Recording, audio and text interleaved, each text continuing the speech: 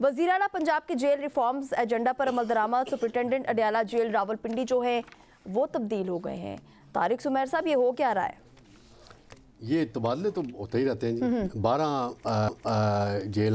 जेलों के तब्दील हुए हैं, सुपरिटेंडेंट कोई एक नहीं हुआ।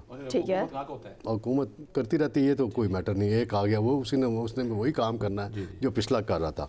अच्छा, जहाँ तक मतलब शायद पिछला ठीक नहीं कर रहा था। और या जो भी छोड़ देना, मेरी बात मुकम्मल जी जी जी तारिक सुमैर साहब। अचकजई साहब का मामला मैं थोड़ा सा बताता चलूँ। मैं आपको बार बार बताता था कि ऐसे होगा ऐसे होगा। कल मैंने आपको बताया था नोटिफिकेशन तैयार है, क्योंकि जिन्होंने नोटिफिकेशन तैयार किया था मेरी उन ज़राए से बात हो चुकी हुई थी। अच्छा जी। और सुबह 11:32 पे स्पीकर साहब ने साइन किया और उसके बाद दे दिया नोटिफिकेशन। मियाँ मोहम्मद नवाज शरीफ साहब का क्या किरदार है? कामरान मुर्तज़ा जो JUI के रहनुमा हैं, उनसे मेरी बात हुई। वो कहते हैं बराह रास्त मियाँ मोहम्मद नवाज शरीफ साहब का। और मैं अपने आप के प्रोग्राम में बता चुका हुआ था कि राना सनाउल्लाह के लिए क्या मैसेज आया।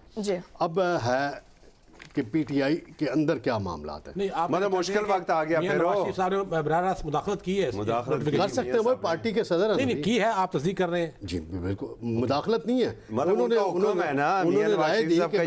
उन्होंने राय दी और जो ताखीर हुई थी ना, वो उसका जिम्मेदार मैं समझता हूँ बैरिस्टर गौर और आमिर लोगों ने।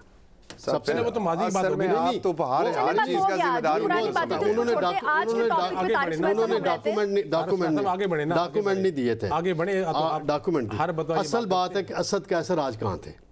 असद कैसर नाराज है महमूद खान अचकजई के साथ। इस्तीफे की बातें भी हो रही हैं, तहरीक तहफ़्फ़ुज़ आइन के सेक्रेटरी जनरल के ओहदे से उनकी, वो आज नहीं थे ये।